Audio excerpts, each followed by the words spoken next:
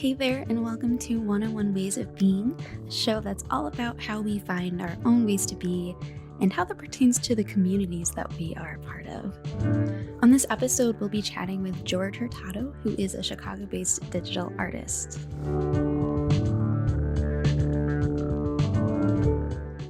So, I guess we should get into it. Sure, let's get it. So, yeah, as I mentioned in the email, today I'd love to talk about creativity and finding community within the creative spaces and how that's grown and changed in digital times, especially within hmm the last year. So, I guess to get into that, can you talk a little bit about what your journey has been like to get where you are today, especially when it comes to your art? Yeah, totally. It's kind of a longish story because I started doing digital art like my sophomore year of high school, which was around 2009, I believe. Um, in my high school, most high schools, like you got to pick electives, and I didn't really know what to do. There was like normal art classes like painting and drawing, which I don't do any of that even to this day. Like I'm the worst painter and drawer ever. So that wasn't an option for me. The other option was like an autos class, so like working on cars and like all that fun stuff. Another one was woodworking, and like those two things just didn't really interest me at the time. And then there's a couple other stuff, but all of them just never really like stroke a chord with me. I was just like, whatever. Like, I don't really want to do something just to do something. So I was talking to some of my friends at the time, and they all recommended me this graphic design class. It was probably like graphics arts, one or something like that. So the big hype about that was like getting to make your own T-shirt. So like doing your own design and then actually printing it out on a T-shirt. So that was like the one selling point that everybody tried to stress, and that's what sold me too. So I was like, oh, cool, like I can make myself a T-shirt. Like that's awesome. And it's like, I had a couple other friends who were doing it too, so that helped me make my decision. So this graphic design art class is my first introduction into the whole like digital art world. And I had an amazing teacher too. He was very supportive of like not only myself but like all his students, and he really tried his best to not only learn or not only teach the criteria, but also to inspire us too. And like still to this day, probably if I did not take that class and had him as a teacher, I would probably not be where I'm at today. So basically like a lot of that majority of the class is kind of learning the programs. We mostly did like Photoshop and Adobe Illustrator. So this was like, again, 2008, 2009. So these programs are still like in their infancy, but you can still do a lot of cool stuff with them. Um, I continued that course and kept taking like level two throughout the years until like my senior year, and my art kind of just continued to develop as I continued that class. So from making T-shirts, we started to make like posters basically, and then that's when my art started to really take shape, I guess. So at the time, I was super into like hip hop and like mixtapes and stuff like that. So a lot of my inspiration came from that kind of mixtape album cover vibe, along with just music in general. It's always been like a huge influence in my life, just all different types of music. I used to be like growing up, my first like music genre I was super into was like rock and like heavy metal and like hardcore and stuff. So I was like, kind of like in the skater scene. So that was like super easy to get introduced to. Um, so yeah, like having like rock posters of like Led Zeppelin or like Blink 182 or like him like in my room, it just like always inspired me to like want to do something like that. It's like, hey, I want to have like this big piece of paper like with my art on it, and like have not only myself but like other people to hang it up in their rooms. So like that was kind of the vibe I was going for at the time. And then after graduating high school, I kind of like bounced around community college for a little bit, trying to figure out what I wanted to do. And that was like, let's see, I graduated in 2011. And um, around that time, I started going to like electronic shows. My first show was like Lollapalooza in 2011. I think So that was my first Lala too. oh hell yeah, yeah, that was so dope. So that was like like the day before like that Sunday. So that weekend always usually falls under my birthday. My birthday is August 7th. Mm. So I went to that Sunday for like my birthday. It wasn't, I don't think it was on the 7th exactly, but like that was my 18th birthday celebration basically. So yeah, basically, we like did the thing, went to Perry's stage when it was still like a little rinky dink thing off to the Yeah. side, like not with a lot of people, and like saw some of the dankest music acts ever. And the highlight of that day for me was seeing Dead Mouse in the Rain. So Mm. that with his cube. And that was like, kind of the start of it for me in a sense. I was like, holy shit, this is amazing. And then in that same weekend was the first time that I saw Pretty Lights because he was doing an after party at Congress with Mm. Skrillex. And like that show in itself was fucking like the cherry on top, basically. I was just like, holy crap, like I want to be in this. Like this is like where I want to be. Like these are my people. Like I love this music, et cetera, et cetera, et cetera. And yeah, I would say like that was kind of the start of me um finding my artistic like endeavors or interests really, because before, like I said, it was mostly just like rock inspired and hip hop inspired and stuff like that. So now that I'm like actually immersing myself in this electronic music scene, like I can feel like I can participate, and now I'm actually getting direct inspiration from like my environment and like what I'm really into at the time. So, yeah, I mean, my art has definitely taken so many different twists and turns throughout the years. During that time that I was talking about, like 2011-ish, it wasn't until about like maybe 2013 or 2000, yeah, like 2013, 2012, where I really wanted to start to do something with my art, which was like based around merchandising. So making pins and making prints for festivals that I went to and concerts that I went to and all that fun stuff. So that really propelled my art and hustle into a different dimension when I started doing that.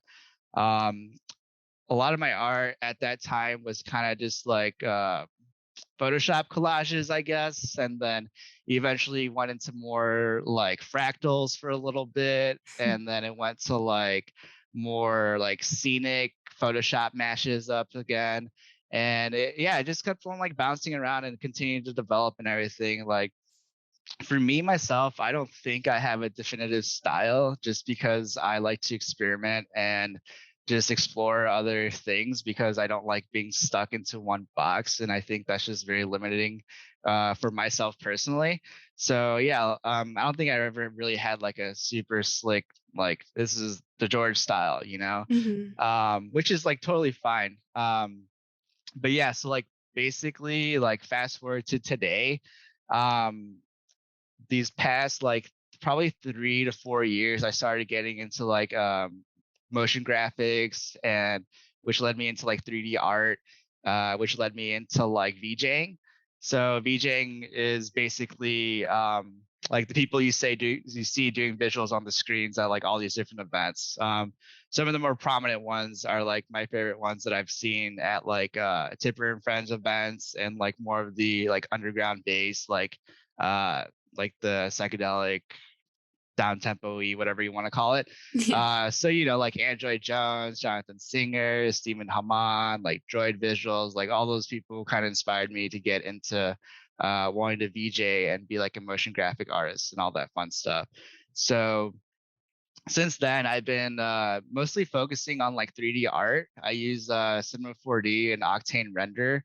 So my art kind of hangs in between like three different sections right now. So the first one would probably be like surreal landscapes basically, and then the second one would kind of be like some abstract like geometry compositions, and then the last one would be like kind of like a cyberpunk like sci-fi fantasy type vibe.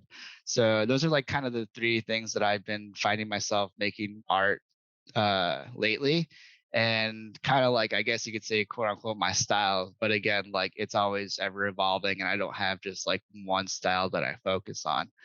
But yeah, so basically it's just been like a super crazy journey that I've been doing for over 10 years now basically, and just to see not only myself evolve but just the technology around me and everything that goes along with it evolved too. It's really cool to be a part of that, and I'm super thankful to have experienced that. Yeah, that's awesome. Thank you for sharing all of that. Yeah, of course, no problem. Yeah, it's definitely a long story, and I like skipped a lot of it to get to today, but yeah, that's basically like the general gist of it.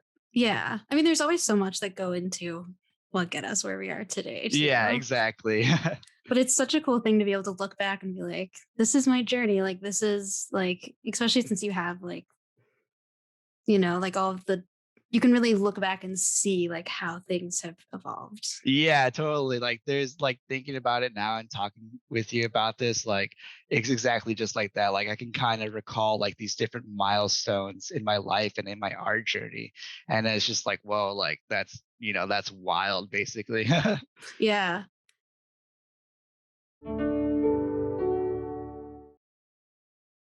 We get so like, I don't know, these like self limiting beliefs too. Like, have you ever kind of felt like, I don't know, like the Oh yeah, imposter syndrome? totally. I mean, imposter syndrome is something that I think not only do I deal with every day, but I think everybody deals with every day, whether you're an artist or whatever. I think we're always second guessing ourselves.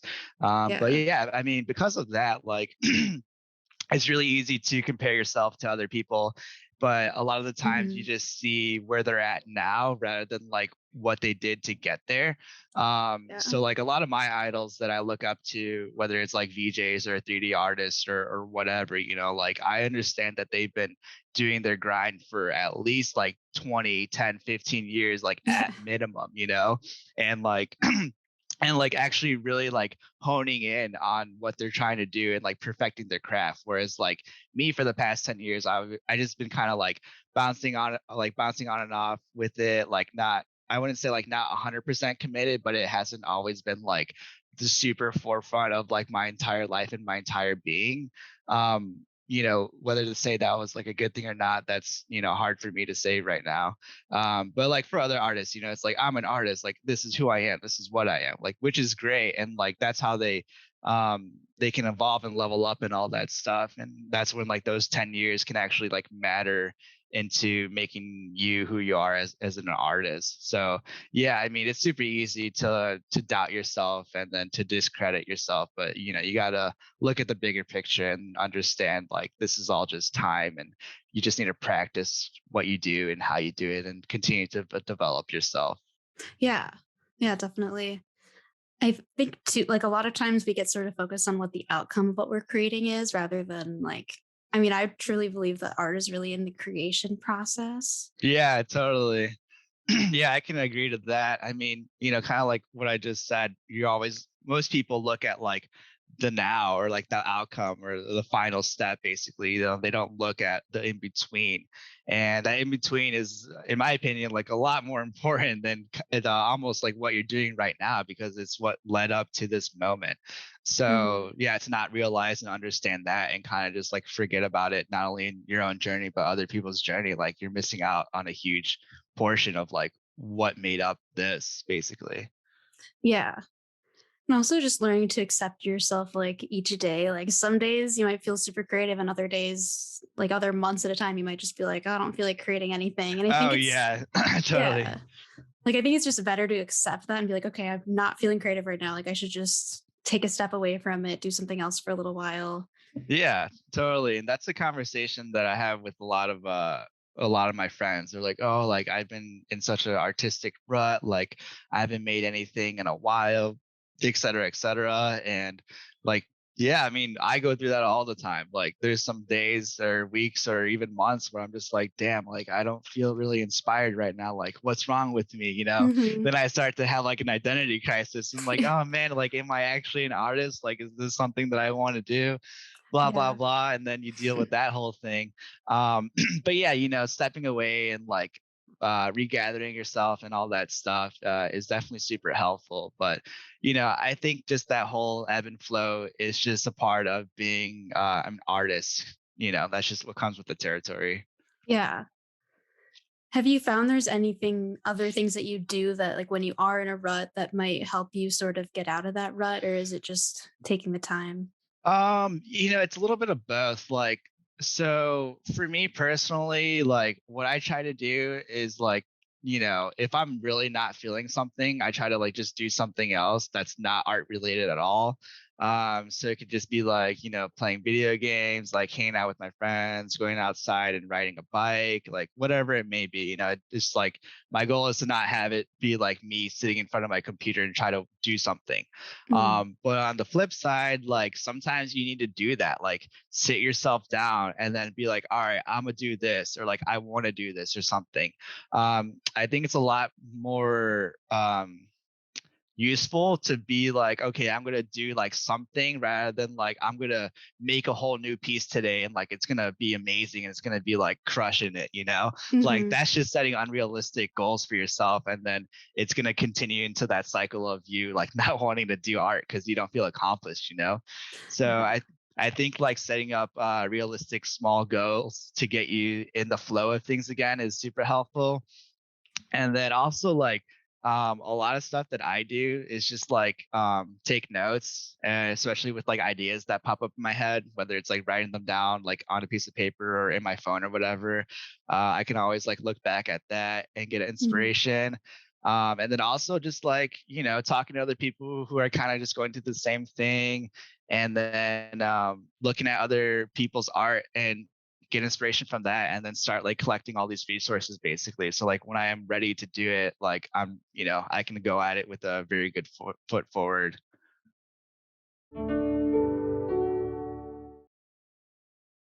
How has your approach to like starting, working on, and completing a project over time? Because I mean, it's obviously like very different when you're starting to when you're actually finishing a piece Yeah, too. totally. So, I mean, I would say like everything's a little bit different. Sometimes, like, I had this idea that's burning in my head that I know almost exactly what I want to do. And I would say like 9 out of 10 times, like that final idea is going to be a little different or a lot different than what I started with. That's just kind of the creative process. Mhm. Um, but yeah, basically, what I try to do is kind of just, start playing around with composition and then see like where I want to take the piece. What I've been doing a lot lately is like making mood boards and like gathering inspirations and stuff like that. Because before it was really easy for me just to like sit in front of my computer and then be like, okay, like what am I gonna make today? And then like 30 minutes pass by or like an hour, and like I don't get anywhere like productive with what I'm doing. So Mhm. instead of doing that and like dicking around on my computer, I like get my stuff ready so I can actually like sit down and then do what I need to do basically. Yeah. Do you have any sort of routines to like help you get sort of in the mindset of like, okay, I'm gonna sit down and work on this? Like for me, like I always like make a cup of tea and that sort of helps me get in the Yeah. zone.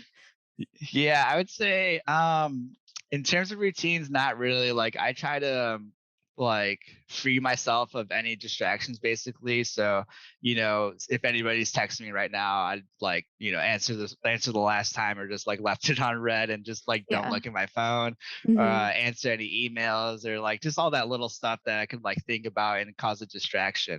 And then obviously like pick a fire's soundtrack to help create the process. That's the Yeah. probably the most important thing to me, is just like having some good music playing while I'm doing whatever, really. Yeah. The soundtrack is definitely an important part of it. Yeah, I would highly agree to that. Yeah, I don't know, like I said, music's always just been like a really huge part of my life, and it's always been like a huge inspiration and like motivation in my art, so I don't see that really going anywhere anytime soon, which is awesome. Yeah. I mean, music is it's the only thing that makes sense, really. For real, yeah, definitely. Yeah. And then also, I mean, like, I feel like, talking about like community, like, I think all of these kind of communities like blend in, like, 'cause it's like we meet a lot of our friends like at shows or through other friends. And it's like these interests that kind of bind us together. Um, so I mean, like I know you've talked about like how you talk to a lot of people about art. So what does that like mean to you to like have that community? Oh, sure. So yeah, I mean, community is amazing. Like not only like when I think about community, I think about like not necessarily like your friends that like you're homies with or whatever, but more so like active participants in your interest area. So Yeah. like my community would be basically like people who share the same interests with me, which is like 3D art or like VJing and things that stem outside of that. And since we have that common interest, like that kind of just brought us together to begin with, and then you can start developing these like individual relationships outside of that foundation. So yeah, community means so much to me.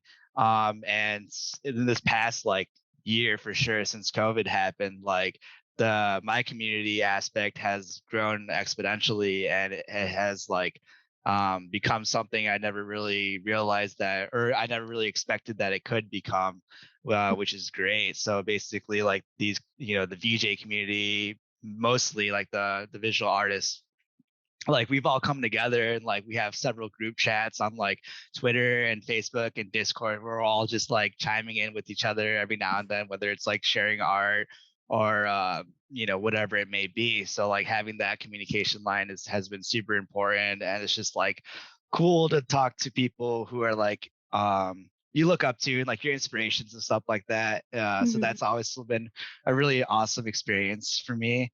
Um, but yeah, community is super important. I think everybody should try to become a part of something, you know. Yeah. Yeah, definitely. I mean, I relate to that just with like the flow community. Like I know so many people through that. Yeah, totally. Like I feel like that's how I know so many of my friends, but it's like you just know, even if you're not friends with somebody, like you see them online or whatever, you just know that you would have something in common with them. You're right, right. And it's like there's all these people that I've never even met in person before, but it's like we support each other online, and it's just like, I don't know, Yeah, it's nice to totally. have that. Yeah, it's for sure. I mean, the online support that you get from strangers is huge, like um there's like not a lot of people that I know personally, like around my immediate area, who are like super into 3D art or like just a lot of the same things that I am. Like, yeah, I have a handful of people who I can probably name off the top of my head who would be interested, but getting that support from like a random person across the country, and like now that you guys are friends, or you develop this friendship because you guys like liked each other's stuff and like shared it, and like conversations happen because of it. Like it's just such a different dynamic, and it almost is like, I don't know, it's pretty cool because like I've always been like a computer internet kid for forever, like just through playing video games and stuff. So I was like pretty used to making friends online, whatever it may be. But like when it's centered around something so personal like art, like that connection is just so much more different, whether it's genuine or whatever it may be. Like it just feels a lot more special in my opinion, just because it's like something so personal to you and they're actually like are truly liking it and supporting it. I feel like getting to know a person online could be a little bit easier than in person. Not even taking into account of like COVID, obviously, because like having in person events is really difficult these days. Yeah. But yeah, I mean, like I feel especially with the newer generations and younger kids, and even like people my age, like being behind a keyboard or like a computer, you can definitely like express yourself a little bit more easier. You don't have to like be staring face to face with another person, like which can be Yeah. super intimidating. And honestly, like I'm like kind of a shy person. So having like one-on-one conversations with people, especially for the first time, is extremely nerve-wracking because like you just don't know what's going to happen. Whereas Yeah. like, I can send a DM to somebody and kind of just like speak my mind, and then just like, have a casual conversation that way with a lot less anxiety, just because there could be like a time gap in between of your responses, or just the fact that like you're not staring at each other in the face like a foot apart or something. Yeah. So that's like the difference that I would see. But in terms of like energy or like authenticity or even like validity, like they're both the same in my opinion. Mhm. Like things can develop and happen just as much in person as they can online. Yeah. I think like as people, like we're very personable, beings. Like we want like touch, we want like people to interact with each other and ourselves, and like physical things.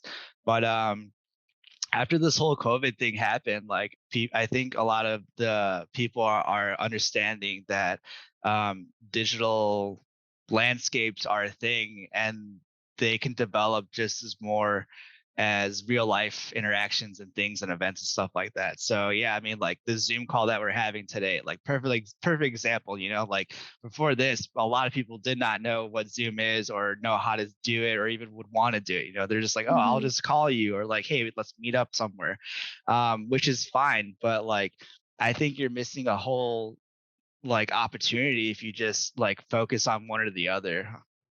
Yeah. Yeah, I agree. I think both are still valuable. And I definitely think that energy can still be felt through the screen. Yeah, totally, definitely. Yeah, I think like I don't know. One thing that I think is going to be like super emerging these days is basically like the digital community for sure, because like a lot of Yeah. my art and like my communications have been solely digital.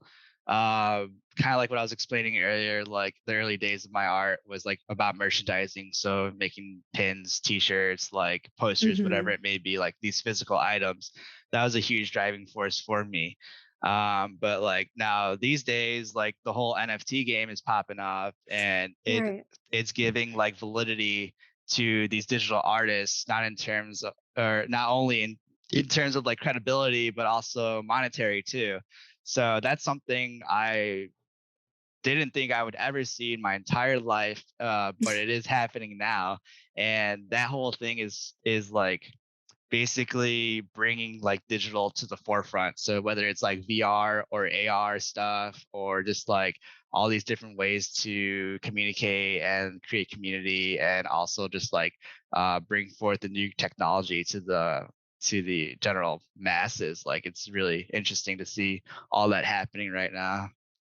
Yeah.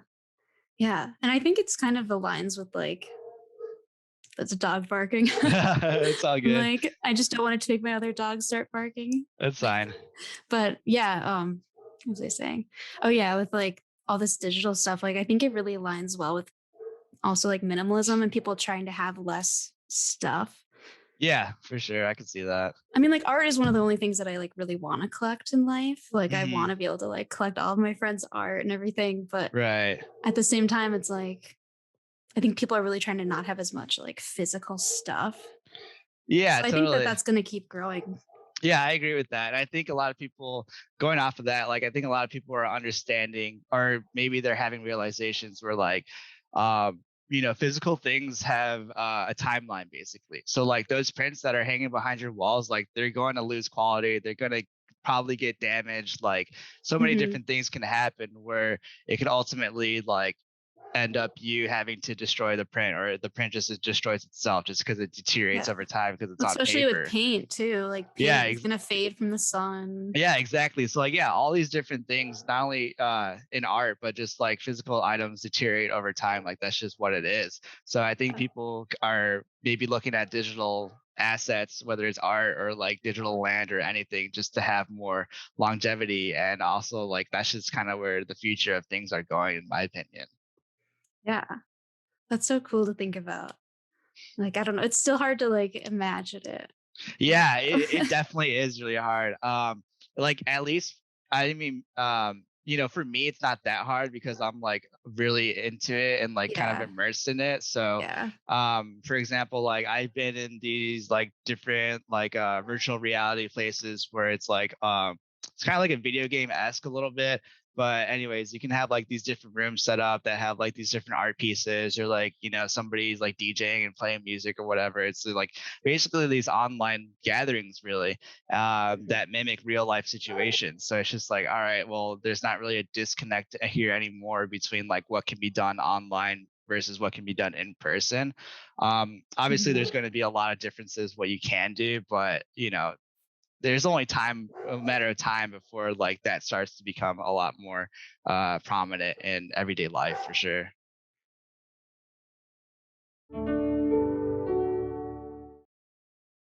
Like what I like to do sometimes is like like with anything almost, it's like you want to look at the beginning. So like if I have like a new artist that I'm listening to, I'm just like, oh shit, like I wonder what they made like when they first started making music, and it's like Mhm. completely different to what I'm listening today. But Yeah. it's like really cool to see like where the beginning was and then like see how it developed. So yeah, I think a lot of people can get hung up on like trying to do everything perfect and like to a key at the start, and then like they don't leave a lot of room for improvements, and then Mhm. they like kind of hit a dead end a lot sooner than later. So that's something that I would be concerned about. But other than that, like yeah, people like a lot more people do not care than you may think, and like it's not Yeah. saying they don't care, which is like a negative thing. It's just like these little nuances that you might care about, like it's just going to go past a lot of people's heads. So um Yeah. Yeah. But yeah, and I don't want to get like burned out trying to do too much at once either. It's like yeah. trying to like keep that fire going. Yeah, you want to have a good rhythm for sure. And Yeah. I think doing it as a hobby and like a place of enjoyment is definitely like a good move for sure. Because like that's how I started with my art. Like yeah, even today, like it's a lot of it has always just been like enjoyment and like something that I'm like genuinely interested in, and like Mhm. a hobby of mine. So yeah, like once I started figuring out, it's like, oh, like I can make money with this, like hell yeah, that was an awesome addition to it. But like still at the end of the day, like a lot of the things that I do is like for myself, or like for Mhm. like sharing with other people and stuff. Um, Yeah. yeah. Awesome. Well, I guess I'll let you go. Sure. Yeah, no problem. Well, thanks again for having me here. I Yeah. appreciate it a Yeah. lot. Thanks so much, George. It's been awesome to catch up.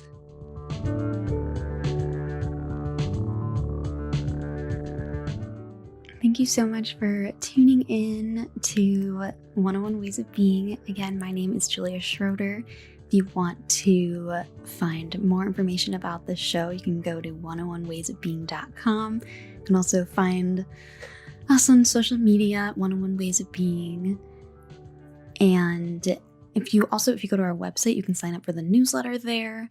And then I have also created a Discord group. So I'm going to have a link for that on my website and also in the bios of social media. So if you would like to, connect with other like-minded people, maybe we can build a community of people that really support each other, and we can kind of just be there for each other, supporting each other on our journeys of finding our own way to be, because we really can't do it without a community. So thank you again for tuning in, and I'll catch up with you later.